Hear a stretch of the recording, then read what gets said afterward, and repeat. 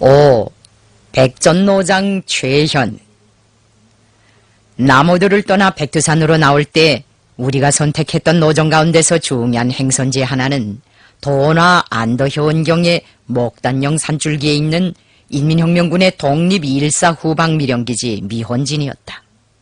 크고 작은 미령들이 천리수해 속에 여기저기 널려있는 이 정심 깊은 대미령지구에서 우리는 왕덕태 위중민을 비롯한 이군의 주요 지휘관들과 함께 남오도 회의 방침을 관철하기 위한 일련의 대책적 문제들을 토의하려고 계획하였다. 한두 번 다녀간 사람도 향방을 잡지 못해 쫄쫄맨다는 심심산골 미혼진. 산봉우리들과 골짜기들의 모양새가 하도 오슷비슷하여 처행자들은 누구나 어디가 어디인지 분간할 수 없는 혼미의 세계에 빠져든다고 하니 이 천고의 수림지대를 미혼진이라고 명명한 옛사람들의 통찰력에는 감탄하지 않을 수가 없다. 우리도 처음에는 미령을 제때 찾아내지 못하고 갈팡질팡하였다. 다행히도 우심정자라는 곳에서 박성철이 소속되어 있던 독립114 1년대 일중대 동무들을 만나 그들에게 미혼진까지의 길 안내를 부탁할 수 있었다. 그런데 그들은 미혼진 고란이 온통 장티브 소형구역으로 되었다고 하면서 우리의 정탁을 잘 받아들이려고 하지 않았다. 그 고란에 열병 환자들이 수십 명이나 모여서 앓고 있는데 그런 곳에 간부들을 모시게 되면 신변 안전을 담보할 수 없다는 것이었다. 그 환자들 가운데 시체가 되어 땅에 묻힌 사람들만 해도 몇이나 되는지 모릅니다. 그런 곳에 장군님을 모시다니요. 우린 그런 몸을 알 수가 없습니다. 그들은 길 안내를 해줄 수 없다고 딱 잡아떼었다. 그 당시 인민혁명군에서는 전염병 때문에 많은 인명피해를 보았다. 유격구가 존재할 때부터 발생했던 발진티부스와 장티부스가 유격구를 해산한 다음에도 계속 그림자처럼 우리의 대오를 따라다니며 천군보다 귀중한 생명들을 사정없이 앗아갔다. 이것은 인민혁명군의 전투력을 약화시키는 가장 무서운 근원으로 되었다. 장티부스도 사람의 몸에서 생기는 것이니 사람이 능히 다스릴 수도 있고 좌지우지할 수도 있는 거요. 아무렴 사람이 전염병을 이기겠지 전염병이 사람을 이기겠어? 그러니 너무 두려워할 필요는 없어. 동무들은 지금 그 장티부스라는 병을 신비화하고 있단 말이오. 내가 이런 말로 전염병 공포증을 비난하였으나 그들은 그냥 장티부스의 위험성을 역설하며 미혼진으로 가지 못한다고 고집하였다. 사람이 전염병을 이긴다는 게 다 뭡니까? 그 병 앞에서는 강자와 약자가 따로 없습니다. 모두가 고양이 앞에 쥐지요. 최현중 대장 동지가 얼마나 강한 사람입니까? 그런데 그분도 장티부스 때문에 몇 주일째 미혼진에 누워있단 말입니다. 아니, 그 강세 같은 싸움꾼도 전염병에 걸렸단 말이오. 그가 장티부스 때문에 고생한다면 내 더더구나 미혼진에 가야겠어. 내가 우심종자에까지 왔다가 전염병이 무서워서 미혼진에 들리지 않고 그냥 백두산으로 나간다면 훗날 그 사람이 얼마나 섭섭해하겠어.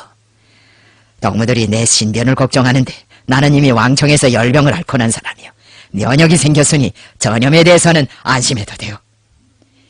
일중대 지휘관들은 그제서야 길 안내 겸 호의로 우리에게 한 개 소대가량의 대원들을 붙여주었다. 그들은 미혼진에 가더라도 열병 환자들의 병실에는 절대로 출입하지 말아달라고 당부하였다. 털어놓고 말해서 나는 그때 최현이 열병에 걸렸다는 소식을 듣고 대단히 실망하였다. 내가 비록 입으로는 장티부스를 사람이 능히 좌지우지할 수 있는 병이라고 하였으나 실상 그것은 전율할 만한 무서운 질병이었다. 그 조조로운 질병이 혁명군의 지휘관이라고 해서 특별히 애누리를 할리는 만만 것이었다. 최현과 같이 성급한 사나이들의 육체에서는 오히려 만병이 더 사납게 요동을 치고 기광을 부리는 법이다. 병은 만 사람을 꽃같이 건드리면서도 성급하거나 인내력이 부족한 인간들에게 언제나 더 많은 불행을 가져다 주곤 하였다. 나는 귀중한 전우의 생명이 경각에 이르고 있다는 생각에서 잠시도 벗어날 수 없었다. 김사령, 무엇을 그렇게 골똘히 생각합니까? 혹시 최현 동무에 대한 걱정을 하는 게 아닙니까? 내가 아무 말도 없이 침울하게 걸음을 옮기고 있는 것을 보자 왕덕태가 넣은 짓이 물었다. 사교성이 부족하고 말수도구가 적은 무뚝뚝한 군사지휘관이었지만 그는 사람들의 심리를 정확하게 투시할 줄 아는 놀라운 능력을 가지고 있었다. 그렇습니다. 그런데 그걸 어떻게 알아맞혔습니까? 나는 그가 종족을 깨뜨려준 데 대하여 고맙게 생각하였다. 사람이 입을 다물고 있는 순간에는 오만 가지 잡념에서 해방될 수 없으니 말이다. 그걸 왜 알아맞히지 못하겠습니까? 김사령이 이 왕덕태와 같은 보슬 옆에 두고도 말을 걸지 않고 침묵을 지킨다면 그것은 사람들의 운명을 두고 심사숙고한다는 신호가 아니겠습니까? 판단이 정확합니다. 나는 아까부터 줄곧 최연에 대해서만 생각했습니다.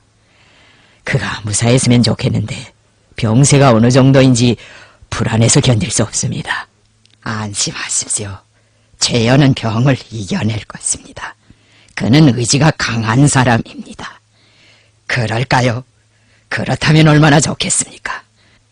그러고 보면 재현이란 사람이 참말 행복한 사람입니다. 남의 꿈속에 내가 나타난다는 것, 남의 기억 속에 내가 있다는 것, 남의 관심 속에 내가 산다는 것. 이것이야말로 얼마나 행복한 일입니까? 왕덕태의 그 소박하면서도 심오한 지혜로는 나를 감동시키었다.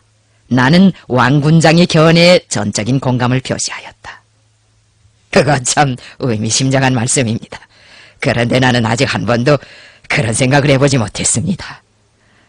아마 재현도 이 순간에는 김사령을 그리고 있을 것입니다. 그가 평소에 얼마나 김사령을 사모하는지 나는 시샘이 날 정도였습니다. 내 기억이 틀리지 않는다면 김사령과 재현 사이에는 단 한 번의 접촉밖에 없었던 것 같은데 어떻게 되어 당신들은 그토록 열렬한 우정을 지니게 되었습니까? 그건 나 자신도 잘 설명할 수 없습니다. 이틀 밤을 함께 자고 나니 10년지기가 되지 않았겠습니까? 그 사이에 나는 그 사람에게 헐딱 반해버리고 말았습니다. 이거 짝사랑에 빠지지 않았는지는 모르겠습니다만 하하, 짝사랑이다 뭡니까? 최연이란 사람도 말천바람을 한 번 쏘이고 나서는 내내 김사령에 대한 말만 하였습니다.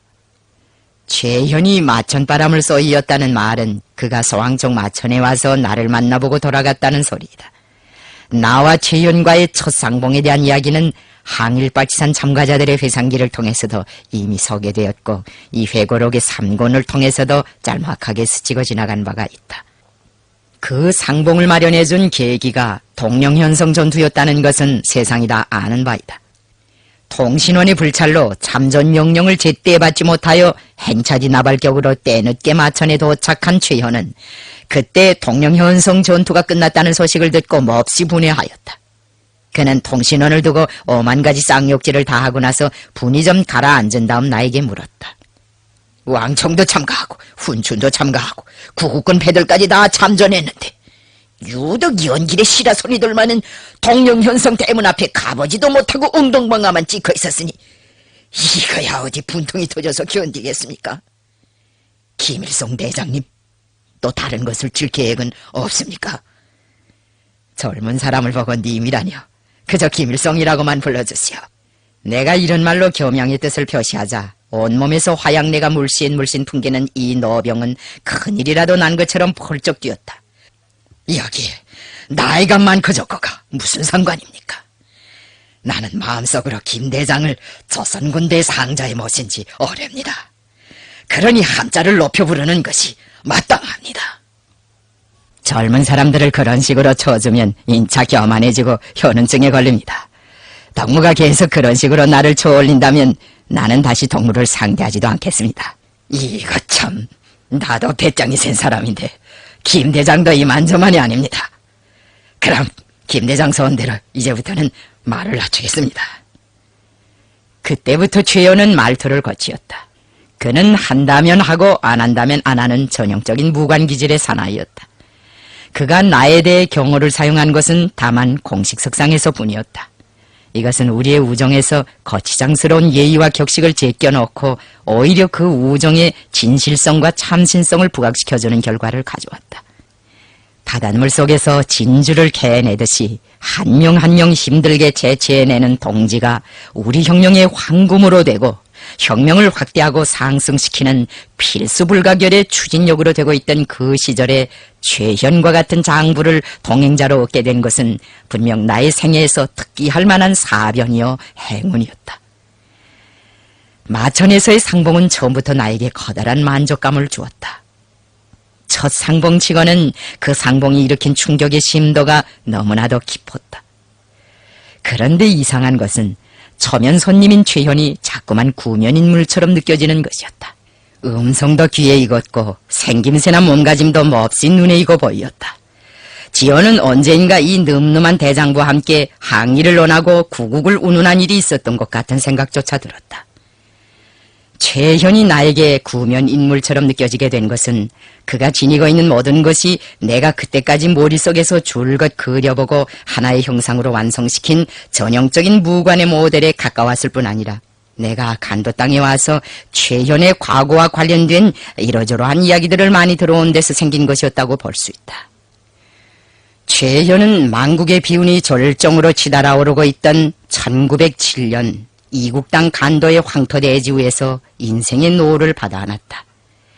1907년은 우리 민족사에 치역의 기록을 무수히 남긴 비통하고 다사다난한 해였다. 리준이 해구에서 할복자결한 것도 이 해이고 고종의 태위와 조선군대 해산이 선포된 것도 이 해이며 정미 7조약의 체결과 차관 정치의 강행으로 우리나라 내정권이 모두 일제의 수중으로 넘어간 것도 이 해였다. 미승료의 파괴력을 가진 경제공황의 파도가 사납게 밀려드는 땅에서 최현을 낳은 부모들은 새 생명의 장래를 걱정하며 불안에 떨었다. 한일 합병과 3.1인민 봉기, 경신년의 간도 대토벌은 어린 최현의 피를 끓게 한 극적인 사변들이었다. 그 절망적인 암흑의 시대에 한 가닥의 희망으로 된 것이 있었다면 그것은 간도 일각에서 무력 항쟁에 고심하고 있던 독립군의 존재였다. 홍범도와 임병국은 그의 선배였고 스승이었다. 최현의 어린 시절은 영감하고 굴할 줄 모르는 이 노장들의 활동과 뗄래야 뗄 수 없게 튼튼히 연결되어 있었다. 그는 이 노장들에게서 사격법도 배우고 역마법도 배웠다. 홍범도의 수하에서 독립군으로 활동하던 아버지 최화심은 최현이 11살 잡히던 해부터 어린 아들에게 통신 연락을 시켰다. 최현은 그 해에 아버지한테서 한 자루의 권총을 선물로 받아 안았다. 경신년 대학살은 조선의 교포들이 할거하고 있던 간도의 방방곡곡에 피비리 내나는 흔적을 남겨놓았다. 최현도 그 도벌에서 어머니를 잃었다. 그는 아버지와 함께 임병국의 부대를 따라 연해주로 넘어갔다. 산천도 설고 사람도 설고 말도 설었으나 한 생을 일제와의 싸움에 바치려는 최현의 결심에는 변함이 없었다. 임병국 대장은 그를 연락병으로 임명하여 수하의 한 지대에 파견하였다. 역마술이 남달리 뛰어난 최현은 말을 타고 지대와 본부 사이를 왔다 갔다 하며 연락병의 직무를 충실하게 수행하였다. 당년 13살에 불과한 이 애떼고 채소한 소년이 말을 타고 광야로 쏜살같이 달려갈 때면 러시아 사람들도 경탄과 선망에 찬 눈길로 그를 바라보곤 하였다. 한 번은 그가 통신연락 임무를 받고 말을 탄 3명의 동료들과 함께 빗발치는 탄막을 헤치며 최전선으로 돌진한 적이 있다. 일행 중 3명은 적탄이 희생되고 최현은 팔에 부상을 당하였다. 그러나 그는 부상 자리를 돌볼 사이도 없이 탄속을 뚫고 과감하게 앞으로 달려 본부에 책임적으로 통신을 전달하였다. 임병국은 최현의 팔에 붕대를 감아주며 독립군의 장군감이라고 그를 지하해 주었다. 그 독립군 부대가 패전한 후 간도로 돌아온 최현은 훗날에 독립연대 연대장인 윤창범의 안내를 받아 독만총총에 가입하였다. 독만총총 시절은 최현이 민족주의 운동으로부터 공산주의 운동회로 방향전환을 하던 시기였다고 말할 수 있다. 이 방향전환 과정은 그가 연길 감옥에서 7여 년의 옥중 생활을 하던 시절에 촉진되었다. 반동군벌 당국은 1925년에 갑자기 그를 체포하고 경제모연 사건의 혐의로 그에게 무기징역이라는 어마어마한 중형을 언도하였다. 5.37 폭동과 추수 춘왕투쟁의 파도가 지나간 뒤 연길 감옥은 이 투쟁의 앞장에서 대중을 이끌던 간도혁명의 선각자들과 애국자들로 초만원을 이루었다. 자유를 구속당하였으나 그 구속 속에서도 머리를 쳐들고 도구하게 살아가는 생기발랄한 이 낭만가들의 소사회는 최현의 성장 발전에서 결정적 역할을 한 학교였고 영광로였다. 최현은 이 감옥에서 옥내 지하조직인 반지동맹에도 가입하고 조기대에도 입대하였다. 옥중고초는 마침내 독립군 시절의 옛 연락병을 민족주의자로부터 공산주의자로 완전히 개조시킨 것이다. 군벌당국이 길림 제4감옥이라고 부르던 연길감옥에서 최현에 의해 빚어졌고 그 자신이 주인공으로 등장한 옥중 일화들과 아슬아슬한 모험담들은 동만의 모든 유격구들에 널리 알려지었다. 최현의 옥중 생활은 먼저 감방의 제왕인 깡툴과의 대결로부터 시작되었다. 그가 들어간 감방의 깡툴은 죄수들을 학대하는 데 이골이 난 살인강도범이었다. 새 죄수들이 감방에 나타날 때마다 그자는 그들의 물건을 있는 대로 강탈하여 자기의 소유로 만들곤 하였다. 음식이 들어오면 남들의 몫까지 빼앗아서 자기의 배를 채웠다. 깡툴에게 버릇을 가르쳐주기로 결심한 최현은 어느 날 칼표 고급 담배를 한 대 물고 감방 안의 다른 죄수들에게도 한 대씩 나누어 주었다. 그러나 깡툴에게만은 일부러 권하지 않았다. 이것은 깡툴에 약을 올려주기 위한 무언의 도전이었다. 심사가 꼬인 깡툴은 최현이 들어 가지고 들은 물건을 자기한테 모조리 바치라고 을러매었다. 최현이 대답 대신 한입 가득 물고 있던 담배 연기를 구름처럼 내뿜자 참을성을 잃어버린 깡툴은 손찌검을 하려고 덤벼들었다. 최현은 몇 사람의 머리울을 날아넘어 수갑을 찬 두 주먹으로 그의 얼굴을 탑새긴 다음 이렇게 호통쳤다. 네 이놈! 내가 누구라고 감히 허튼 수작질을 하는 거냐? 네 놈이 밖에서 살인을 치고 감옥에 들어와서도 불쌍한 형제들을 못살게 구니 너처럼 포악하고 죄 많은 놈이 어디 있겠느냐?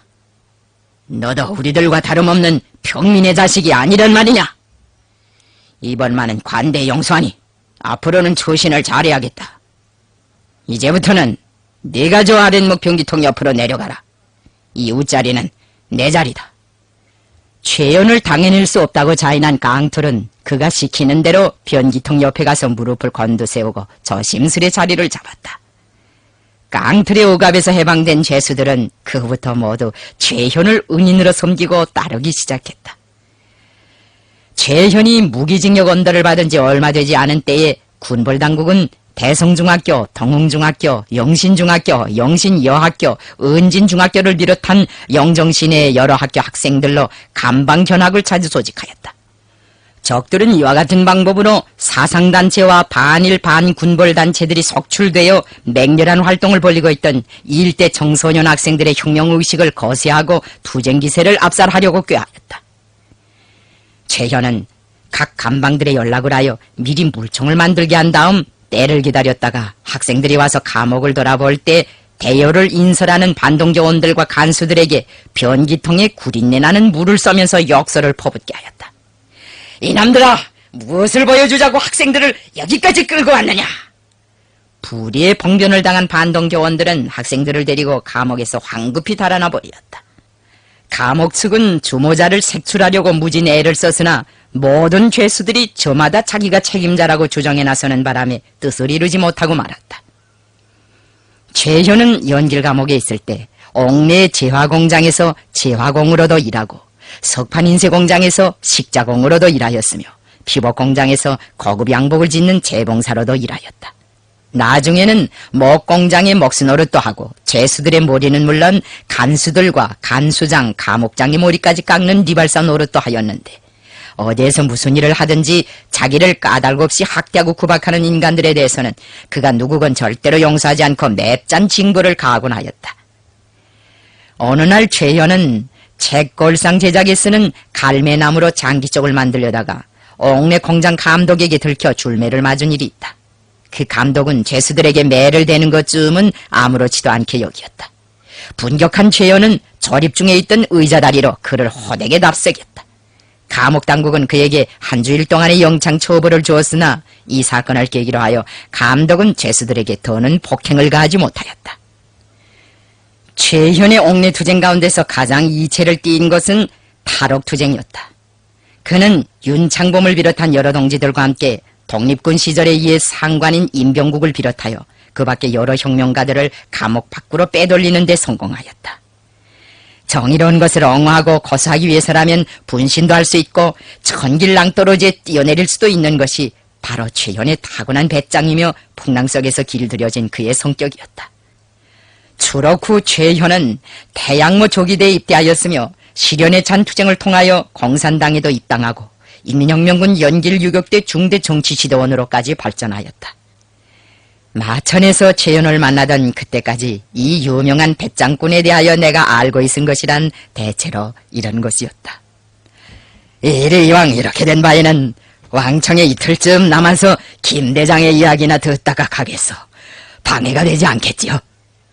첫 상봉의 인사치리가 끝난 후 최현이 나에게 한 말이었다. 나는 그의 제의에 쾌히 동의하였다. 우리는 긴 밤이 지새는 줄도 모르고 온 밤 이야기를 나누었다. 다음날 아침 보초대에서는 적들이 유격구로 쳐들어온다는 신호를 지휘부에 보내왔다. 나는 부대를 고지에 배치하고 산으로 오르면서 최현에게 양해를 구하였다. 싸움을 좀 하고 돌아올 테니 그때까지 숙소에서 좀 기다려주시오. 최현은 그 말을 듣자 자리에서 거무공처럼 튕겨 일어났다. 좋은 마수거리가 생겼는데 숙소에서 기다리다니. 최현이 김대장을 따라가지 않고 숙소에 우두커니 앉아있는다면 최현이 아니지요. 하늘도 오늘은 이 최현이를 알아줍니다. 김대장 수하에서 한 번만이라도 싸움을 해보고 싶으니 나도 고지로 데리고 가주시오다. 소원이 좀 그렇다면 같이 싸워봅시다. 최현은 벙글벙글 웃으면서 나를 따라 고지에 오르기 시작했다. 적들은 유격대가 매복하고 있는 개선으로 돌격해오지 않고 멀리서 눈먼 총질만 하다가 유격구 인민들의 피땀이 스며있는 곡식낫가리들의 불을 지르기 시작했다. 나는 유격대원들에게 원거리 저격전으로 적들을 무자비하게 소멸하라고 명령한 다음 최현을 향해 참 최현덕무가 사격명수라는 소문을 들었는데 한번 섬씨를 좀 구경해봅시다 라고 말했다. 최현은 마레샹 보청으로 불뭉치를 들고 곡식낫가리에 달려드는 적병 한 놈을 단방에 쏘아 눕히었다. 적과의 거리가 약 500m나 되었으나 그는 매번 단발 명종으로 적들을 쓸어 눕히곤 하였다. 그의 사격 솜씨는 실로 만 사람을 감탄시킬 만한 것이었다. 덕령연성 전투에 참가하지 못한 하하니 이제는 좀 풀렸습니까? 전투가 끝난 다음 최현에게 이런 질문을 했더니 그는 입을 다시며 머리를 흔드는 것이었다. 좀 풀리긴 했지만 아직은 냠냠하다. 우리는 그날 밤에도 잠을 뒤로 미루고 담화를 하였다. 화제의 중심을 이룬 것은 조선혁명의 당면과업과 그 수행방도에 대한 문제였다. 나는 반일부대들과의 연합전선에 관한 문제, 반일민족통일전선 문제, 세형의 주체적인 당 창건에 대한 문제를 비롯한 몇 가지의 중요한 노선상 문제를 설정하고 그와 함께 실천적인 논의를 거듭하였다. 그 담화의 결과를 두고 최현은 대단히 만족해하였다. 이제는 덕령행선 전투에 참가하지 못한 분이 좀 가라앉을사 합니다. 덕령현에는 따라가지 못했지만 마천에 와서 그 봉창을 단단히 하고 돌아갑니다. 나는 최현을 발해줄 때 첫 상봉 기념으로 그에게 덕령현성 전투에서 노획해온 다태갈 내정과 호박 물주리를 선물로 주었다. 그때부터 그 물주리는 그가 가장 애용하는 소지품으로 되었다. 전투와 전역의 국면을 좌우하는 긴장된 사색이 진행될 때마다 그의 호박 물주리에서는 독한 담배 연기가 구름처럼 피어오르곤 하였다. 최현의 주변에는 그 물주리에 눈독을 들이고 그것을 자기의 소유로 만들지 못해 안달아 하는 애연가들이 적지 않았다.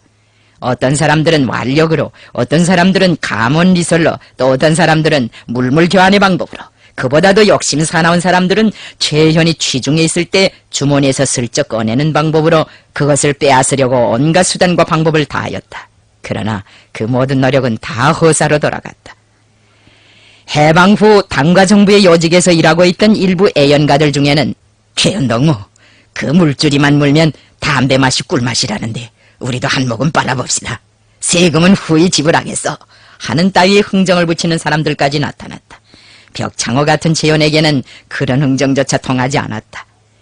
최현이 라진에서 휴양을 할 때 동기생으로 그와 친숙해진 김익선만이 그에게서 하루 동안의 기한부로 호박물주리를 빌려내는 데 성공하였을 뿐이다.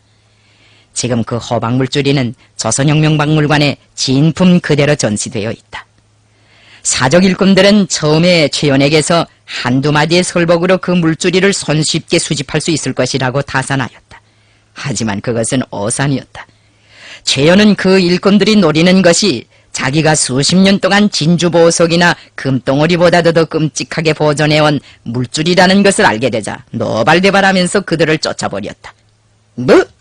어찌고 어째? 최연이 가지고 있는 호박 물줄이를 박물관에 전시하려 한다고? 이 물줄인 전인민족 소유가 아니고 내 개인 소유야. 우리 장군님께서 최연이더러 쓰라고 주신 것이 누구나 보고 만질 수 있는 공동 소유는 아니란 말이야. 정 가지고 싶은 게 있으면 차라리 내 수염이나 뽑아가라고. 사족 일꾼들은 최연의 호통과 삿대질에 얼이 빠질 지경이었지만 희망을 버리지 않고 부지런히 그를 찾아다녔다. 그들은 5번째 만에야 이 고집불통의 노장을 설복시키는 데 성공하였다. 며칠 전만 해도 보험처럼 우르렁거리던 노장군이 그날은 딴 사람처럼 돌변하여 살갑게 손님들을 대해주었다. 오늘부터 이 물줄이는 최연의 소유가 아니라 전 인민적 소유야. 네, 마지막으로 담배를 한 대 피우고 줄 테니 조금만 기다리게. 최연은 물줄이 끝에 같이 담배를 껐고 성냥을 그어 불을 붙인 다음 한 모금 한 모금씩 연기를 탐스럽게 빨아서는 허공 중에 천천히 날려보내곤 하였다. 노 장군의 가느스름한 눈은 먼 북방의 하늘을 하염없이 더듬고 있었다. 그 하늘 밑에는 우리의 첫 상봉의 역사가 새겨진 마천도 있었고 그가 40이 다 될 때까지 싸창을 차고 발목이 시게 걸어다닌 빨치산 시절의 처연의 저런 전장들도 있었다. 나와 최연을 하나의 유대로 이어주고 영원한 동행자로 되게 한 그 운명적인 2박 3일은 문자 그대로 우리의 우정사에 그 어떤 힘이나 수단으로서도 깨뜨릴 수 없는 철벽의 만리성을 쌓아놓았다. 최연이 첫 상봉을 통하여 나에게 남기고 간 인상 가운데서 가장 큰 것은 그가 매우 솔직하고 소탈한 사람이라는 것이었다. 그는 보는 데 말하고 생각나는 대로 표현하는 사나이였다. 그의 사상과 감정은 순간순간마다 얼굴에 그대로 다 드러나곤 하였다. 이런 사람들 앞에서는 기만도 조작도 애교도 다 통하지 않는 법이다. 최현의 어린애와 같은 단순성은 다른 사람들의 마음까지도 깨끗하게 정화시켜주는 이상한 매력을 가지고 있었다. 그 매력에 끌린 나머지 나는 자기의 속마음을 최현에게 송두리째 퍼주지 않을 수 없었다. 나는 미혼진 미령에 도착하자마자 50여 명의 열병 환자들을 수용하고 있는 반토굴식 병실부터 찾아갔다. 바로 그 50여 명 속에 내가 그처럼 만나보고 싶어하는 최현도 포함되어 있었다. 미령을 지키고 있던 후방 일꾼들이 병실 문을 열어 제끼고 김사령이 온다고 선통하자 최현은 누웠던 자리에서 가까스로 일어나 출입문 쪽으로 볼렁볼렁 기어나왔다. 내가 첫눈에 마천에서 새겨두었던 옛 모습을 잘 알아볼 수 없을 정도로 뼈만 앙상하게 남은 그의 얼굴은 참혹하게 변모되어 있었다. 김 대장, 부탁입니다. 들어오지 마시고 들어오면 안 됩니다. 최현이 두 팔을 내저으며 불이 황황 이는 것 같은 눈으로 나를 지켜보는 바람에 나는 한동안 출입문 앞에서 주춤거리지 않을 수 없었다. 이거 미혼진 인심이 너무 야박한 것 같다. 최현을 보고 싶어 왔는데 문전 축객을 하다니 이런 인사불성이 어디 있어. 내가 이런 농을 하였으나 최현은 막무가내였다. 야박하다는 말을 들어도 할 수 없으다. 그래, 김사령도 여기가 염라국 문 앞이라는 것을 모른단 말이오.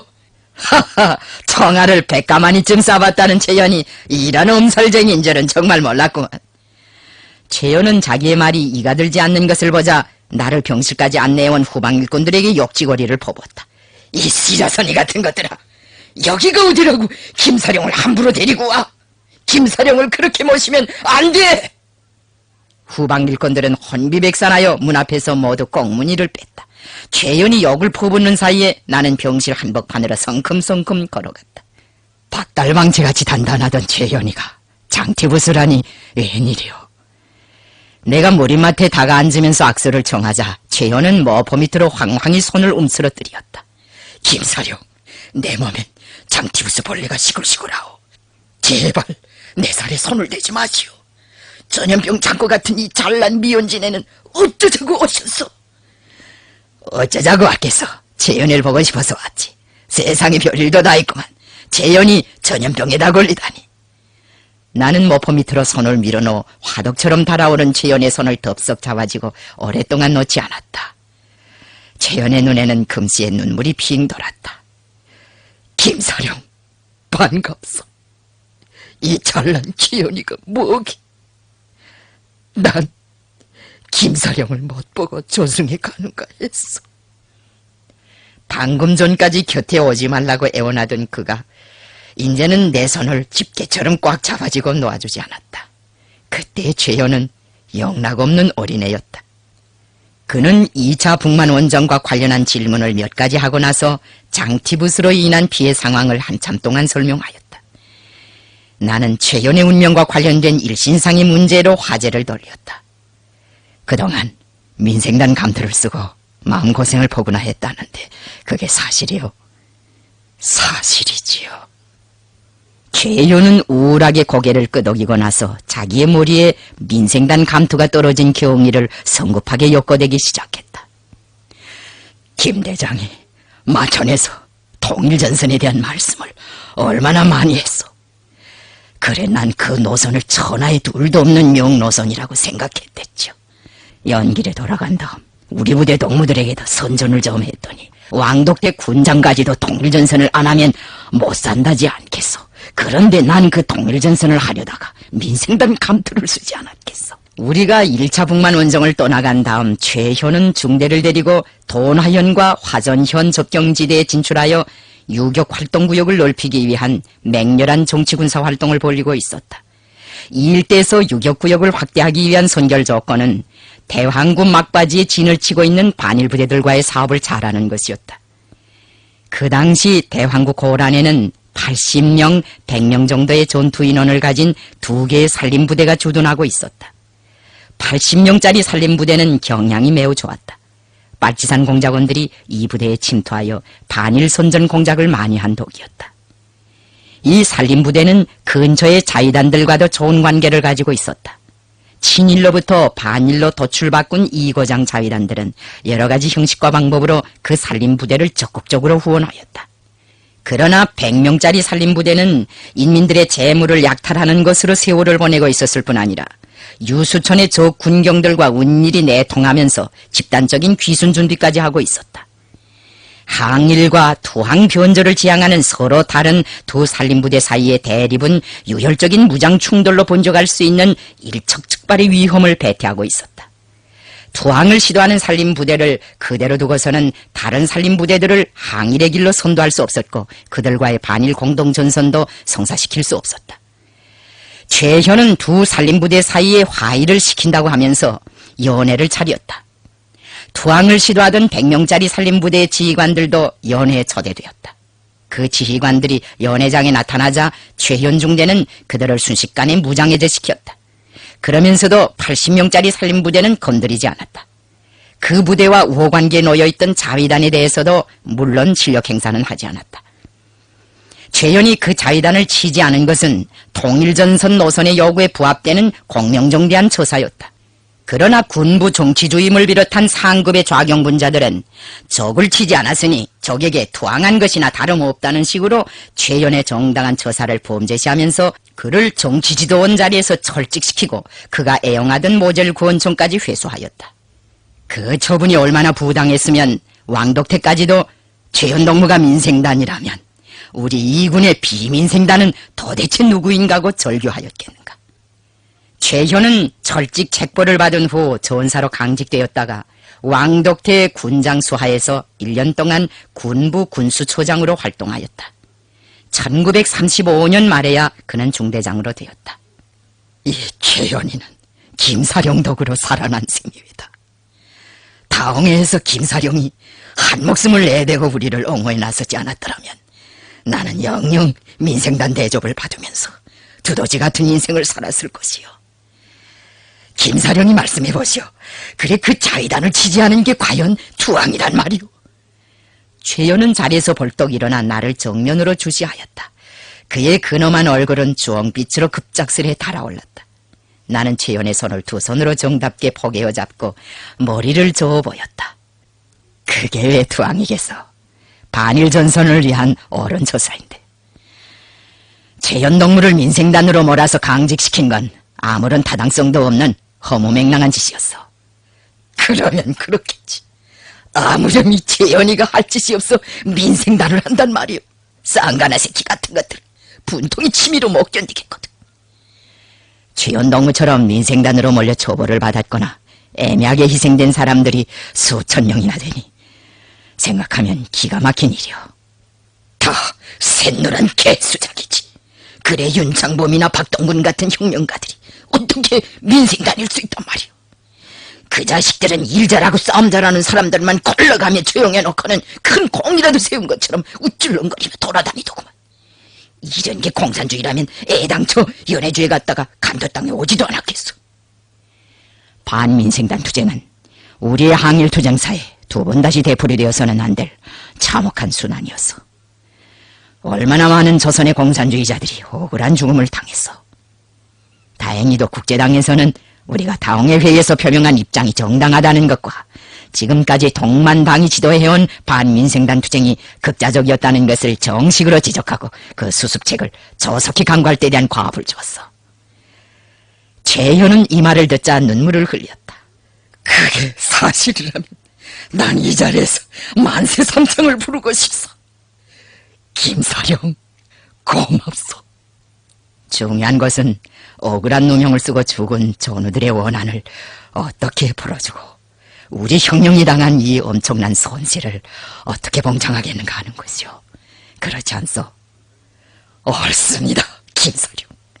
우리가 노력해서 그 구멍을 메꿔야지요.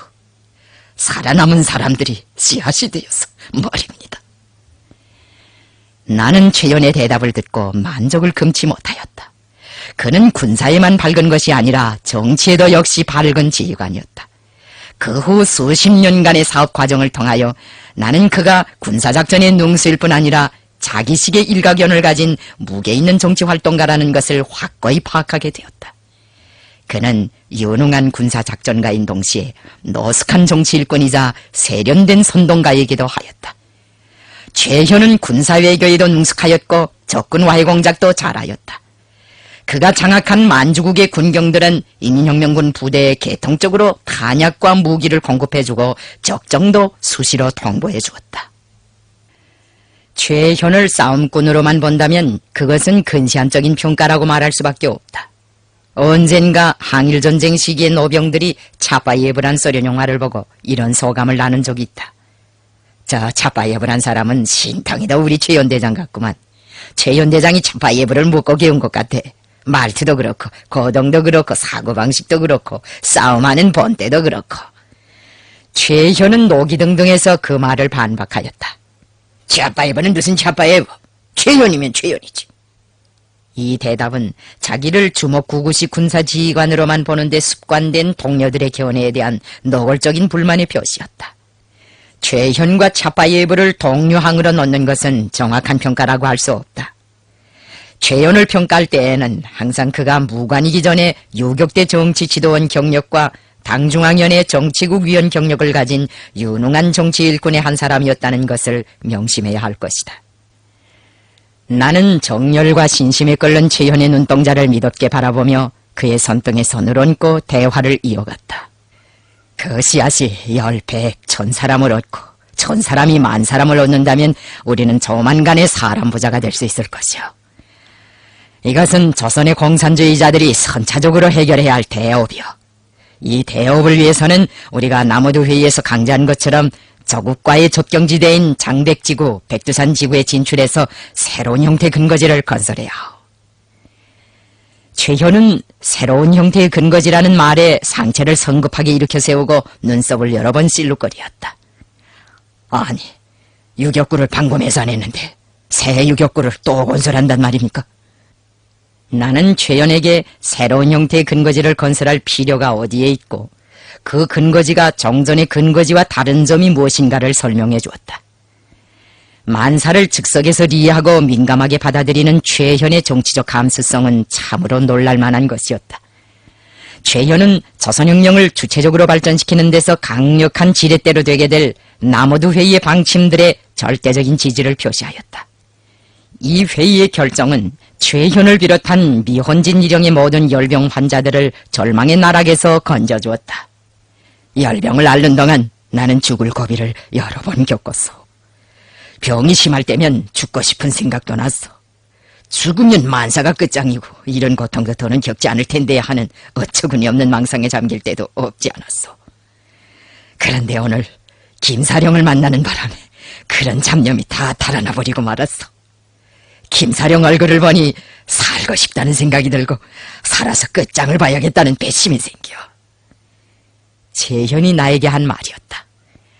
그간 나와의 상봉에 요란한 주석을 가한 것처럼 나도 그와의 상봉에 의미심장한 뜻을 부여하였다. 덕무는 내 얼굴을 보고 힘을 얻었다고 하지만 난 오히려 덕무의 얼굴을 보고 힘을 얻었어. 민생단 바람에 죽지 않고 살아남은 최현이를 보니 얼마나 기쁜지 모르겠어.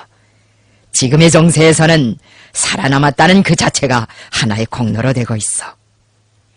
그날 나는 리동백과 함께 미령을 낱낱이 돌아보았다. 미령의 의료 조건과 식량 형편은 차마 눈을 뜨고 볼 수 없을 정도로 비참하였다.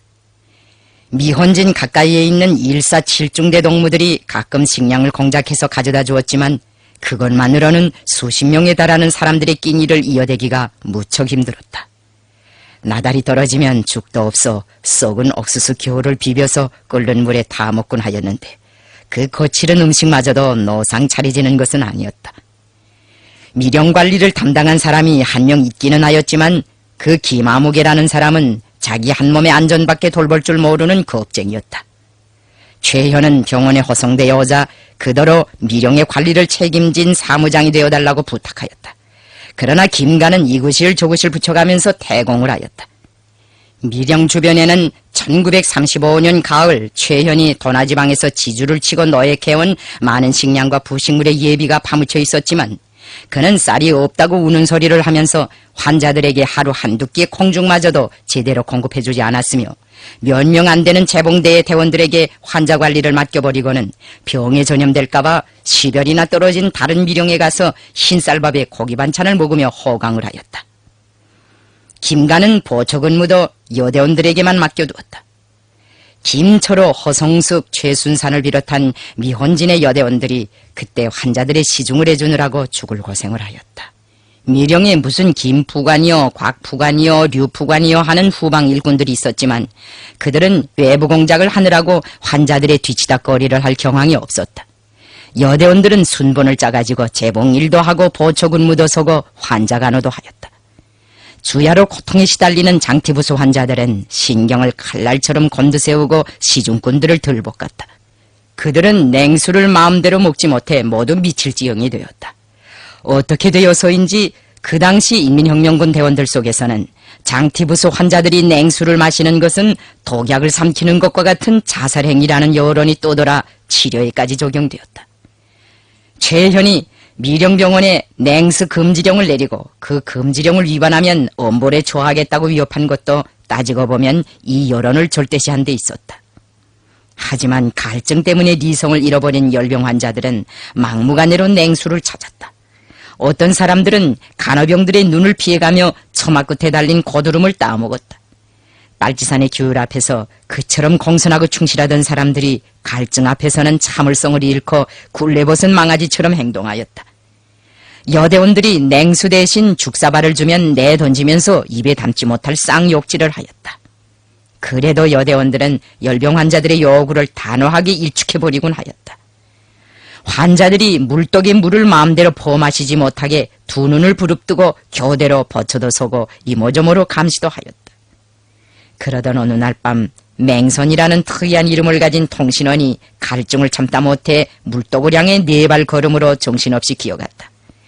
그날 밤의 당번 보초는 여대원 허성숙이었다. 허성숙은 맹선을 보자마자 허둥지둥 물독 앞으로 뛰어가 그의 손에서 바가지를 낚고 챘다. 그리고는 온 병실이 떠나가게 큰 소리로 그를 꾸짖었다. 맹선 너무 벌써 명령을 잊었나요? 왜? 죽고 싶어서 그래요? 당장 자기 자리로 돌아가세요. 그 관점에 이른 맹선은 붓두막 앞에 놓여있던 장작개비로 허성숙의 종아리를 호되게 답새겨준 다음 물독에 물을 개걸스럽게 포마시었다. 그리고 나서는 온밤 모포를 뒤집어 쓰고 죽은 듯이 누워있었다. 허성숙은 맹선이가 죽는 것 같아서 보초교대를 한 다음에도 잠을 못 이루고 그의 곁에 앉아 밤샘을 하였다. 다른 환자들도 그가 절경을 치를 것 같아 걱정하였다. 그러나 첫 새벽이 되자 저승에 갈 줄로 알았던 맹선이는 모포를 밀어던지고 자리에서 일어나 허성숙을 덥석 끌어안았다. 성숙덕무 고맙소. 나는 살아났어. 내가 물을 먹을 때 덕무가 눈을 감아준 덕으로 열이 다 내렸단 말이오. 그 많던 열이 다 어디로 갔을까? 땀구멍으로 새버렸지. 어디로 갔겠나요? 이것 보세요. 모포에서 김이 문문나지 않나. 허성숙은 땀에 푹 절은 맹선의 모포를 높이 쳐들고 병실을 둘러보았다. 잠에서 깨어난 환자들이 모두 그 모포를 쳐다보았다.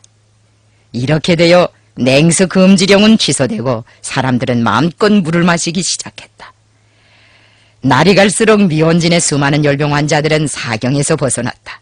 침상에서 일어난 장태부수 환자들은 여대원들과 함께 명절이라도 맞듯 음식 준비를 하였다. 우리는 미령 주변에서 유프관과 함께 최현이 도나에서 로획해왔다는 다량의 쌀과 육류를 찾아냈다. 그때부터 미령 사람들의 식탁에는 기름기가 돌기 시작했다. 여러 차례의 원정과 전투에서 단련된 전우들은 장기간의 원정에서 격사인 노덕을 풀 사이도 없이 미혼진의 여대원들을 대신하여 날마다 보초를 서주었다. 사람마다 병마에서 구원된 기쁨을 안고 대지를 활보하게 되었을 때 우리는 미원진에서 왕덕태 위중민과 함께 인민혁명군 군종간부회의를 열고 남호두 회의의 방침을 관철하기 위한 실천적인 대책을 세웠다. 이 회의에는 김산호, 박영순, 김명팔을 비롯하여 인민혁명군의 중대 정치지도원급 이상 간부들이 다수 참가하였다.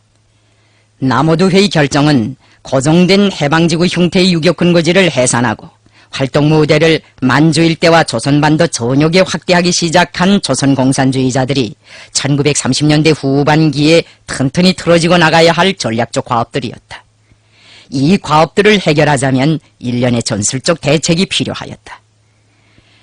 우리는 장차 백두산 지구를 조선혁명의 중심적인 채권지로 삼고 남북만주와 국내 기피에까지 자유자재로 유동하면서 대부대에 의한 적극적인 군사공세와 정치활동으로 우리나라 반일민족해방투쟁과 공산주의 운동을 한 계단 더 높이 승화시키려고 하였다. 한마디로 말하여 판을 크게 벌리려고 결심하였다. 이런 구상을 실현하자면 무엇보다도 세 가지 고리에서 사람 문제를 해결하여야 하였다. 당 역량, 군사 역량, 전 민족적인 범위에서의 통일전선 역량. 이 세 가지 역량을 충분히 마련하여야 혁명을 새로운 높이로 발전시킬 수 있었다. 이와 같은 시대적 요구에 대한 대답으로 우리는 미혼진 회의에서 인민혁명군 부대들의 개편 문제를 토의하고 새로 조직되는 사단들과 여단의 활동지대를 결정하였다. 무엇보다 먼저 한 개의 사단, 한 개 독립여단을 새로 편성하여 인민혁명군의 전투 역량을 정전의 2개 사단으로부터 3개의 사단, 1개 독립여단으로 대폭 확대할 것을 결정하였다. 이 결정에 기초하여 부대별 활동구역을 분담하였는데 새로 조직될 3사, 후에 6사, 3사는 백두산을 중심으로 한 압록강 국경연안 일대에서 1사는 무성, 안도, 림강 일대에서 2사는 간도와 북만 일대에서 각각 활동하기로 하였으며 새로 편성되는 독립여단은 북만주 지방에서 유동작전을 하다가 점차 압록강 연안에 진출하여 국경 일대에서 출몰하는 적들을 제압하기로 하였다. 이것은 실로 짧은 시일 안에 전격적인 방법으로 인민혁명군의 전투력을 2배 정도 확대할 것을 요구하는 전투적인 결정이었다. 회의에 참가한 군정간부들은 인민혁명군의 개편 사업을 항일무장투쟁 전반을 위한 진일보로 보고 이 조치를 열광적으로 지지하였다. 그렇다고 하여 모든 문제들이 다 순조롭게 해결된 것은 아니었다. 집행대책을 토의하는 마당에서는 회의 진행에 제동을 거는 잡음도 울렸다. 그 잡음의 기본 주제는 간부 부족에 대한 걱정이었다. 일부 사람들이 인민혁명군의 개편을 무조건적으로 환영하면서도 간부 부족 때문에 그 개편 사업의 전도에 우려를 표시하는 것은 일리가 있는 생각이었다. 반민생단 투쟁 과정에 인민혁명군 대원에서는 수많은 군정 간부들이 제거되었다. 극단적 군사민주주의의 후과도 간부 부족을 초래한 하나의 요인으로 되었다. 적지 않은 현직 간부들에게는 그때까지도 민생단 꼬리표가 달려 있었다. 인민혁명군의 여러 부대들에서는 지휘관을 보내달라는 목소리가 무시로 울렸다. 우리는 대담하게 믿고 대담하게 등령하는 원칙에 따라 새로 편성되는 부대들에 보낼 간부 배치안을 작성하였다. 이 안에 따라 3사는 우리의 직속 부대로 되었다. 안봉학은 1사 4장으로 유임되고 최현은 중대장으로부터 1사 1연대장으로 등령되었다. 우리는 미원진회의에서 조국광복회 창립을 위한 준비위원회의 조직 문제도 논의하였다. 남오두 회의를 1930년대 전반기와 후반기를 구획짓는 하나의 분수령이라고 하면 미혼진 회의는 동강회의, 서강회의, 남패자회의와 함께 조선혁명을 1940년대의 대사변으로 유도해간 징검다리라고 할 수 있다. 남오두를 떠난 급행열차는 미혼진, 서강, 남패자를 거쳐 소할발령을 향해 전속력으로 질주하였다. 미혼진, 서강, 남패자는 남오두로부터 소할발령으로 통하는 역사적인 노정에서 우리의 우정과 시임원이 아낌없이 뿌려진 잊을 수 없는 중간 정류소들이다. 나는 연대장으로 승진된 최현을 축하해주고 그에게 작별 인사를 남겼다. 다음번에는 백두산 지구에서 만납시다. 건투를 바로. 최현은 내 팔을 붙잡고 어린애처럼 강대를 썼다. 나를 데려가지 않으면 이 팔을 놓아주지 않겠소. 나도 백두산 쪽에 나가 김사령수하에서 싸우고 싶단 말이오. 최현 동무, 낸들 왜 당신과 헤어지고 싶겠소. 나도 욕심 있는 사람이고 인정이 있는 사람이오. 그러나 다들 내 옆에만 오면 다른 부대는 어떻게 하겠소. 최현이나 최영건, 리항만, 한흥건과 같은 지휘관들이 큼직큼직한 전선을 하나씩 맡아가지고 투쟁을 해야 우리 혁명이 넓은 반도에서 날개를 펴고 빠른 속도로 날아갈 게 아니겠소. 나는 속꼬리가 된 지연이보다 봄이 된 지연이를 보고 싶단 말이오. 나 같은 게 어떻게 봄이 되겠어. 어참. 재현은 허참 소리를 연발하고 나서 눈을 가늘게 뜨고 어딘가 먼 곳을 응시하였다. 그럼 오늘은 내 더 띠를 쓰지 않겠어. 그렇지만 다음번에는 어림도 없어. 꿈속에서라도 이 최현이를 잊지 마시오. 나도 꿈을 꾸면 김일성 사령관 곁에 있는 꿈을 꾸겠어. 나와 최현과의 세 번째 상봉은 무성현, 서강, 양목종자 미령에서 이루어졌다. 물론 최현은 미혼진에서 매듭짓지 못한 흥정을 계속하려고 하였다. 그러나 이번에도 그는 소원을 성취할 수 없었다. 나를 만나기 바쁘게 주력부대에 넘겨달라고 뿔질을 하였지만 구경은 나를 설복시키지 못하였다. 최현은 일생 동안 내 곁에 있고 싶어 하였으며 그것을 실현시키려고 할 수 있는 노력을 다하였다. 하지만 그의 그런 시도는 그보다 훨씬 더 절박하고 현실적인 다른 유혹에 매번 자리를 내주곤 하였다. 그 유혹이란 바로 내가 걱정하고 관심하는 가장 준엄한 최전선에 자기를 세우고 싶어하는 수정처럼 깨끗한 양심의 충동이었으며 헌신적인 복무정신이었다. 우리를 측근에서 받들어주고 싶어 하면서도 우리가 부르는 가장 어려운 처소에 자기가 선참으로 가야 한다고 생각하는 남다른 이력심.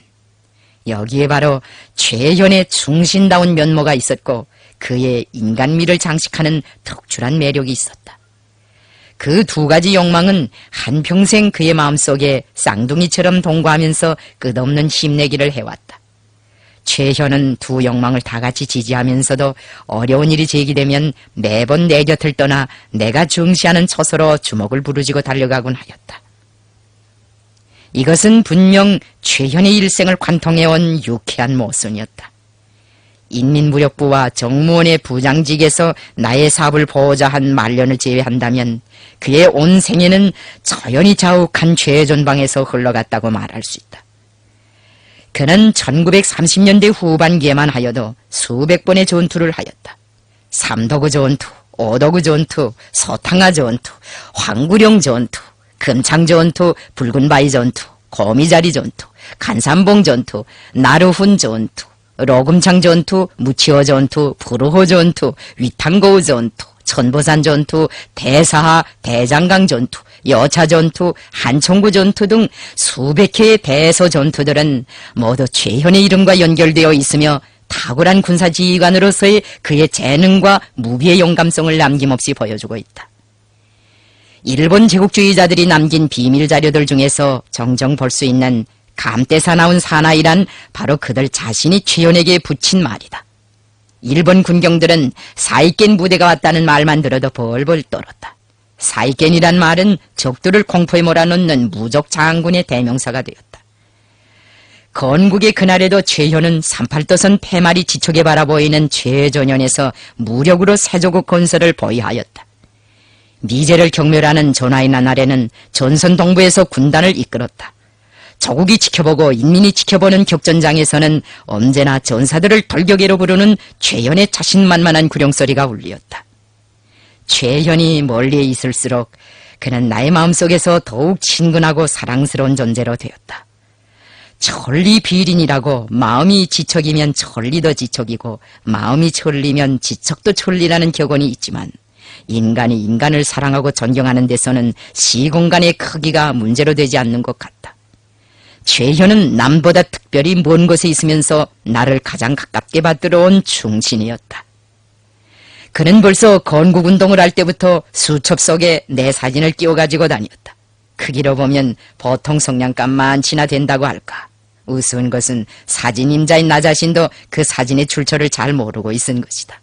아마 그가 여단장이 되어 38연선으로 떠날 때 정수기를 구슬려서 얻어낸 것 같은데 사실 여부에 대해서는 미지수라고 할 수밖에 없다.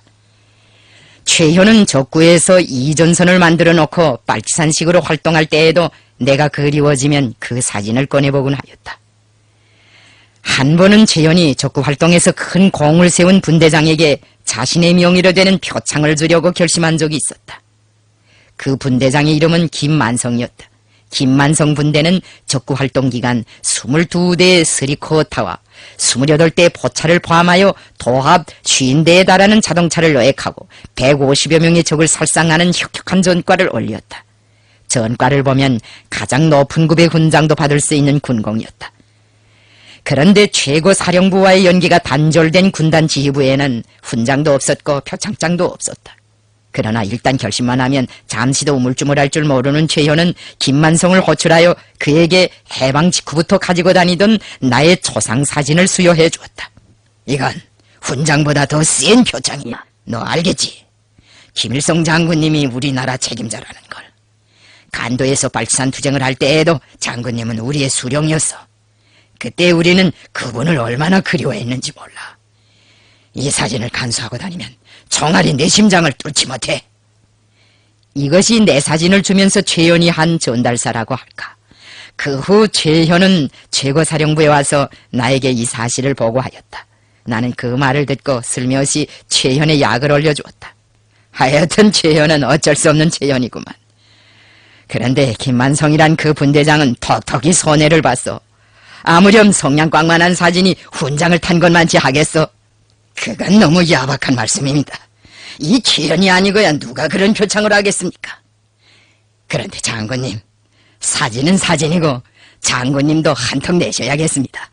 최고사령관의 이름으로 말입니다. 그것은 너무나도 불의적인 역습이었다. 나는 자기도 모르는 사이에 유인전의 명색에 걸려든 것이다. 병사들을 끝없이 사랑하는 군단장 아바이의 그 누순한 도량은 눈물이 날 지경으로 나를 감동케 하였다. 옳소, 그렇게 합시다. 사진이야 최연동무 몫인데 최고사령관의 명의로 감사도 보내고 훈장도 줍시다. 이 하나의 물방울 같은 세부를 통해 우리는 최현을 더 깊이 파악하게 된다. 이 일화에는 그의 고결한 세계관이 응축되어 있다. 최현은 대체로 이런 사람이었다. 그가 지니고 있던 인간적 매력을 더 충실하게 전달하자면 무슨 이야기를 더 해야 할지 갈피를 잡을 수 없다. 초연에 절고 빗바람에 고삭은 그의 자서전은 너무나도 많은 사연들과 사변들로 가득 차 있다.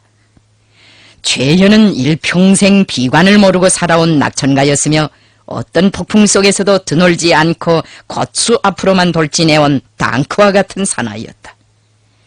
그가 사랑한 사람들은 어떤 형의 인물들이었던가? 솔직한 사람, 단순한 사람, 근면한 사람, 대담한 사람, 성실한 사람, 통이 큰 사람, 뒷소리를 하지 않는 사람, 필요한 결심을 내릴 줄 아는 사람. 그는 이런 사람들을 사랑하였다. 그가 제일 싫어한 것은 아첨쟁이, 비겁쟁이, 건달뱅이, 수다쟁이였다. 그는 주머니를 12개씩이나 가지고 있는 사람들과 거풀을 12개씩이나 쓰고 사는 사람들을 항상 경계하였다. 그가 이름난 장기광이라는 것은 온 나라가 다 아는 사실이다. 최현은 장기 경기에서 한 번 지고 나면 밥맛을 잃을 정도로 분해하였다. 그러나 그 누가 그의 기분을 좋게 해주느라고 슬쩍 지거나 비겨주면 그보다 더 불쾌해하였다. 최현은 전국에서 첫 손가락에 꼽히는 영화 애호가이기도 하였다. 그가 영화를 얼마나 좋아하였던지 김정일 조직 비서는 그에게 영사기까지 보내주었다. 최현이 제일 좋아하는 영화는 전쟁 영화였다. 그러나 그는 사람이 너무 많이 죽는 전쟁 영화는 싫어하였다. 최현이 병석에서 림종을 가까이 하고 있을 때 나는 여러 번 그를 찾아갔다. 병마와의 싸움에서 지칠 대로 지친 그의 몸집은 10대 전반의 어린 소년들을 연상시킬 정도로 채소하고 볼품없이 보였다. 저 자그마한 사람이 과연 두 대전에 파도를 해가르며 적들을 쩔쩔매게 하던 감대사 나온 사나이 백전노장 최현이란 말인가 하는 생각조차 들었다. 나무 판대기처럼 빳빳하던 손마저 힘살이 풀리고 장알이 빠져서 어린아이들의 것처럼 노곤노곤해졌다. 내가 그 손을 붙잡고 이것 보 최현이, 그 호랑이 같던 사이깨니 이렇게 쓰러질 수가 있어 하고 말하자 최현은 갑자기 입술을 실룩거리며 오열을 터뜨렸다. 나는 손수건으로 눈물을 씻어주면서 그를 진정시켰다. 최현 동무, 울지 마오. 울면 기운이 빠져. 수령님, 제 미혼진 생각이 나서 그랬습니다. 그때도 수령님께서는 이렇게 제 손을 잡아주시지 않았습니까? 미혼진, 그래, 어쩐지 그때가 그리워지는구만. 고생스러운 때였지만 우린 다들 혈기왕성한 20대의 젊은이들이 아니었어. 가만, 최현동무의 그때 나이가 30이었던가? 네, 지금의 계산법으로 하면 29살이었지요. 그때 수령님과 함께 손을 잡고 맹세를 다지던 생각이 납니다. 살아도 같이 살고 죽어도 같이 죽자. 수령님, 그때 일이 생각나십니까? 생각나오. 왜 생각나지 않겠어? 그런데 난 그 맹세를 지키지 못하고 이렇게 먼저 수령님, 죄송스럽습니다. 아니요, 도리어 내가 죄송스러웠어. 내가 동무를 더 잘 돌봐주었더라면 동무가 이 지경이 되지 않는 건데 내내 일만 시켰거든. 그것도 힘든 일만 골라가면서 말이요. 난 그것이 후회돼요. 아닙니다. 오히려 제가 일평생 수령님께 피해만 끼쳤습니다. 우리가 죽더라도 수령님께서만은 건재하셔서 조국을 통일하여야 합니다. 수령님, 몸을 좀 돌보십시오. 최연의 마지막 부탁입니다. 수령님은 자신을 너무 돌보시지 않는 게 탈입니다. 최현은 서거 직전까지 줄곧 나에 대한 말만 하였다고 한다. 나를 보자 하는 일꾼들이 문병을 갈 때마다 그는 수령님께서 건강하시오, 김정일 조직비서 동지께서 건강하시오 하고 묻곤 하였다. 나는 일생 동안 힘든 일만 시키다가 최현을 보낸 것이 너무도 가슴 아파 그를 주인공으로 하는 예술영화를 하나 만들어 전국에 보급하도록 하였다. 그렇게 되어 나온 영화가 바로 예술영화 혁명가이다. 가정에서의 최현의 공적은 처자들을 모두 당과 수령밖에 모르는 충신으로 키워낸 것이다. 최현의 아내 김철원은 일생을 혁명으로 살아온 백졸불굴의 투사였다. 그는 적구에서 지하공작도 하고 우리와 함께 무장투쟁도 하였다. 여성의 몸으로 영하 40도를 오르내리는 만주의 줄령과 림의 설원에서 손에 총을 잡고 10년 동안이나 적들과 겹불레나는 싸움을 한다는 것은 북극 탐험을 하는 것보다 더 힘든 일이었다. 김철호는 적의 토벌을 받는 순간 정소리에 놀라 눈무지 속에서 아이를 낳았는데 산파도 없이 제 손으로 탯줄을 끊고는 그 몸으로 다시 추격해오는 놈들과 총격전을 벌린 불사조 같은 여성이었다. 빨치산 시절의 그 모진 고초를 얼마나 감롭게 여기었던지 그는 세상을 하직할 때까지 한 달에 한두 번씩 자식들에게 꼭꼭 통강냉이 죽을 해먹이곤 하였다.